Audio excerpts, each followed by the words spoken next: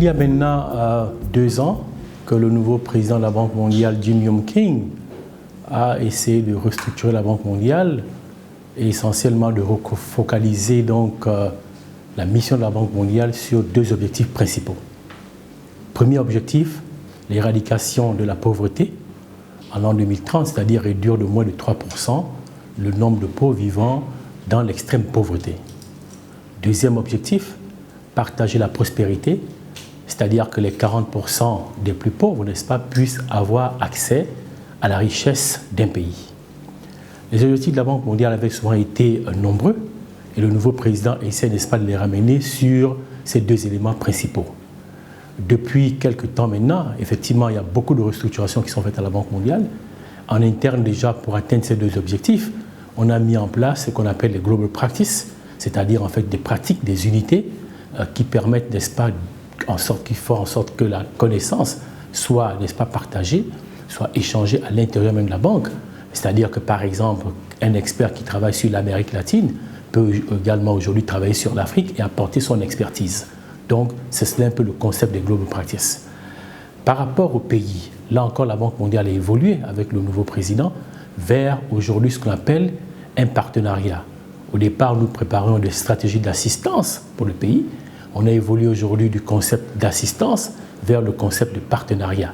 C'est pour cela que la nouvelle stratégie que nous allons préparer ici en RDC va s'appeler normalement un partenariat entre la RDC et la Banque mondiale. L'ancienne stratégie s'appelait stratégie d'assistance au pays. Elle couvrait 2013-2016. Nous préparons une nouvelle stratégie, la stratégie donc qui va commencer en 2017. Ce qu'il faut comprendre, c'est que désormais, pour préparer la nouvelle stratégie, eh bien, il faut préparer ce qu'on appelle un diagnostic systématique du pays.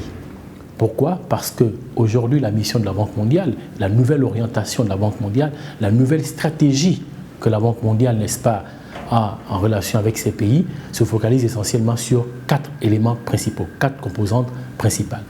Première composante, le diagnostic systématique du pays, qui fait l'objet de consultations que nous avons. Deuxième composante, le cadre de partenariat. Troisième composante, la revue à mi-parcours qui va regarder les résultats que la Banque mondiale a obtenus, les performances que la Banque mondiale a obtenues et permettre aussi de tirer des enseignements. Et enfin, quatrième composante, la revue d'achèvement, c'est-à-dire que quand le programme est terminé, n'est-ce pas, quand on arrive à la fin, on fait un rapport d'achèvement. Voilà un peu, si vous voulez, les 4 composantes principales, n'est-ce pas, de la nouvelle orientation, de la nouvelle stratégie de la Banque mondiale avec les pays.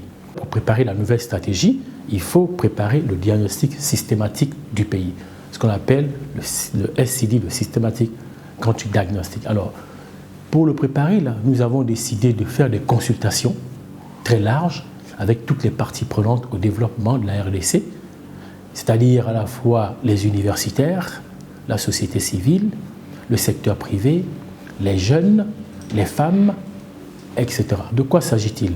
Il s'agit essentiellement pour nous d'écouter donc les différentes parties prenantes au développement de ce pays, qui connaissent mieux que nous la RDC, les écouter et aussi avoir leur contribution.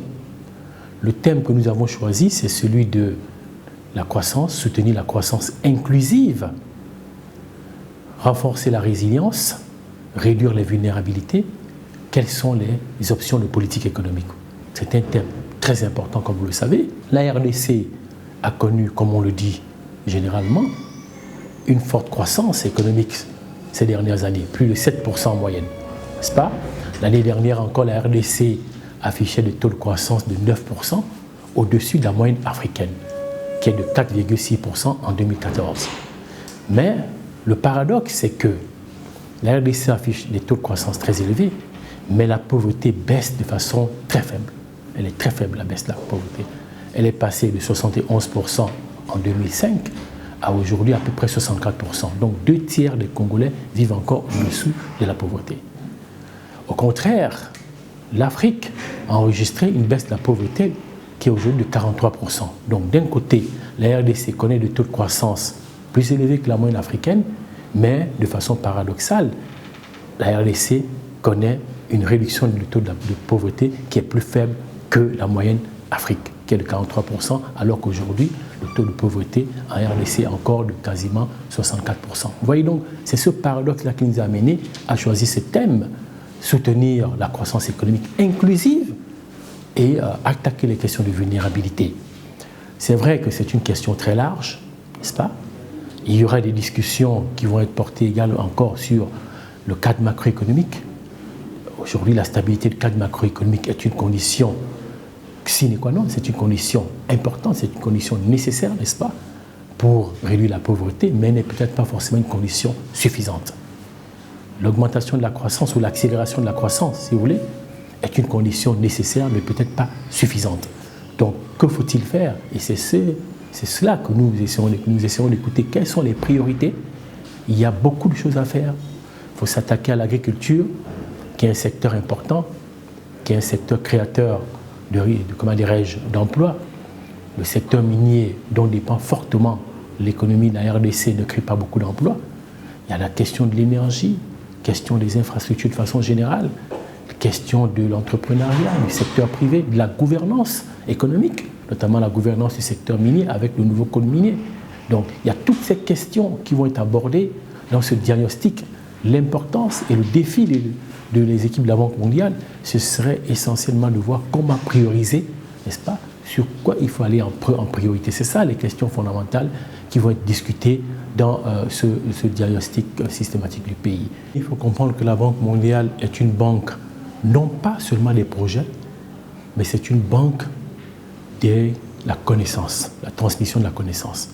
Souvent, on a l'impression que la Banque mondiale, c'est que des projets. C'est vrai que la Banque mondiale fait beaucoup de projets ici en RDC, mais comprenez que c'est d'abord avant tout une banque pour la transmission des connaissances, pour les échanges de la connaissance. Et nous faisons beaucoup d'activités de connaissances dans ce pays.